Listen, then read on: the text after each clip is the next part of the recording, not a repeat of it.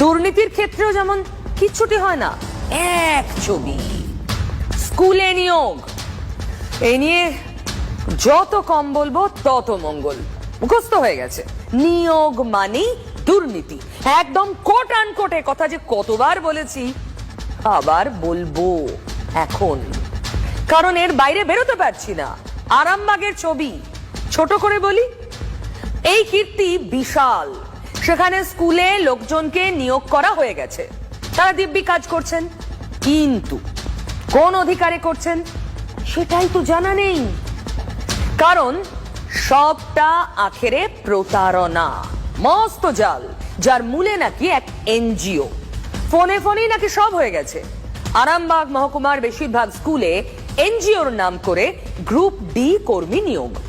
সাফাই কর্মী থেকে আরো কত লোকজন। 2024-এর জুন জুলাই থেকে এমন কর্মযোগ্য শুরু। মাইনে নিয়ে কথা পাকা, স্কুলে পৌঁছে লোকজন কাজও করেন। সরকারি স্কুলগুলো দরজা হাট করে খুলে দিয়েছিল এদের জন্য। এনজিওর ভরসায়। এনজিও কেন? মাঝে এই বেসরকারি একটা সংস্থা কেন কেউ প্রশ্ন করেনি? সব ভেঙে চুরমার হলো কয়েক মাসের মধ্যে। ম্যাম তো বলেছিল যেহেতু এনজিও তরফ থেকে আপনাকে নিয়েছে, এনজিওরাই মাইনে দেবে, আমাদের কোনো হাত নেই এখানে। এবারে সেই মারফতে কাজ করা হতো। এনজিও কে যখন জানানো হলো, যে এনজিও বলেছিল 2 মাস আগে কাজ করতে হয়, তারপরে বেতন চালু হয়। প্রথমে বললো যে 45 দিনের মাথায় টাকা ঢুকবে। তো তারপরে যার যার আন্ডারে ঢুকেছিলাম তাকে বললাম, তিনি বললেন যে আরেকটু টাইম দাও, আরেকটু টাইম দাও। 55 দিন হলো, তারপর 60 দিন হলো, এইভাবে আগাতেই থাকলো। আমি কোনো স্যালারি পাইনি। স্যালারি না পাওয়ার পর টনক নড়লো। বোঝা গেল কেউ একটা টুপি পরিয়ে দিয়েছে ততদিনে। এটা তো সহজ হিসেব। যারা চাকরি পাচ্ছেন তারা ভাববেন না, সরকারি চাকরি পেতে গেলে তার নিয়ম কানুন থাকে।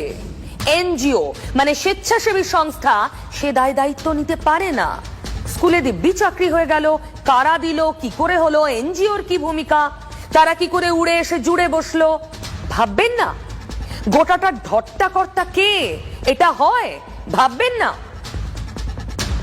স্কুল যে যারা পরিচালনা করে মহকুমা এবং জেলা স্তরে, তারা কিন্তু কেউই জানে না এই সমস্ত নিয়োগগুলি।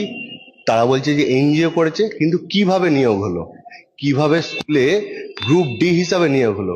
যারা অভিযোগ করছে যে তারা টাকা দিয়ে নিয়োগ হয়েছে, কাদের টাকা দিয়েছে?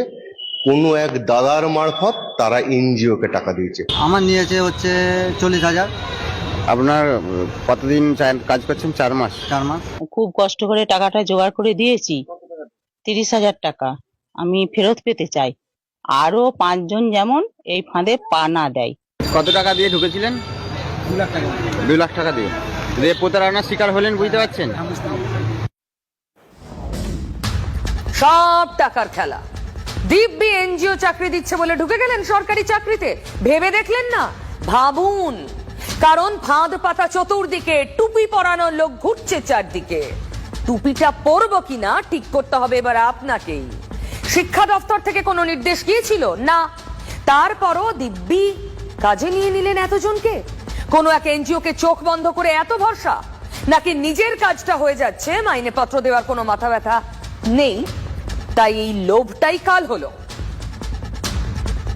এনজিও একটা সংস্থা, সেই সংস্থা এগুলোকে বিভিন্ন স্কুলে পাঠিয়েছিল, তারাই নিয়োগ করেছিল, তারাই দায়বদ্ধতা, এবং তারাই ওখান থেকে বেতন দিবে। এখানে আমাদের স্কুলের কোনো দায়বদ্ধতা নেই। যেহেতু এই কথা বললো যে আমাদের কোনো দায় দায়িত্ব থাকবে না, আমাদের কোনো বেতন দিতে হবে না, তো সেই জন্য আমরা ভাবলাম তাহলে ঠিক আছে, তারা গরিব মানুষ, তাহলে যদি তারা একটু মানে সাফাইয়ের কাজ করে যদি একটু তারা রোজগার করতে পারে, তো যার জন্য আমরা তাদেরকে স্কুলে আসার অনুমতি দিয়েছিলাম। আমরা দেখছি যে আমাদের যদি কোনো লায়াবিলিটি না থাকে, উনি যদি পয়সা ওনাকে দিয়ে আমার এই লোক এই কাজটা করা যায় ভালো, সেই জন্য আমি রেখেছি।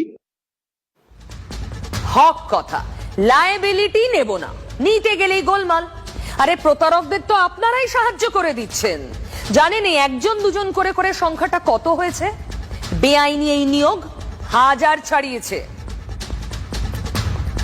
এখন অন্য ডিস্ট্রিক্ট করছে, হয়তো এই আমাদের এই হুগলি আরামবাগে বা আমাদের গোঘাট করেছে, আরো অন্য জায়গায় করবে, আরো মানুষের ক্ষতি করবে। তো এইভাবে এনজিও এই যে vocational EVS scale organize program, আবার আর একটা আছে স্বচ্ছ ভারত স্বচ্ছ কাম, এইটাও দিয়েছে আমাকে মানে নিয়ে কাগজ, সেই কাগজগুলোও আছে। লজ্জা নেই এদের? তো সরকার কি করছে? গ্রুপ ডি নিয়োগে সবচেয়ে বড় দুর্নীতি হয়েছে। শিক্ষক নিয়োগে দুর্নীতির কথা বলো, আজ পর্যন্ত পরীক্ষা প্যানেল কিছু বেরোলো না। হাজার হাজার ছেলে মেয়ে লাখ লাখ টাকা জমা দিয়ে তবে ফর্ম ফিল আপ করেছিল, এবং সেটা করেছিল সরাসরি মুখ্যমন্ত্রীর দপ্তর। যেখানে যেখানে প্রয়োজন চুরি বাটপারি করার, সেখানে নিয়ম বদলে পরিকাঠামো বদলে তার দলের লোকদেরকে চুরি করার রাস্তা সুগম করার জন্য, দুর্নীতির রাস্তা সুগম করার জন্য পশ্চিমবঙ্গ সরকারের এগুলো বিধি ব্যবস্থা।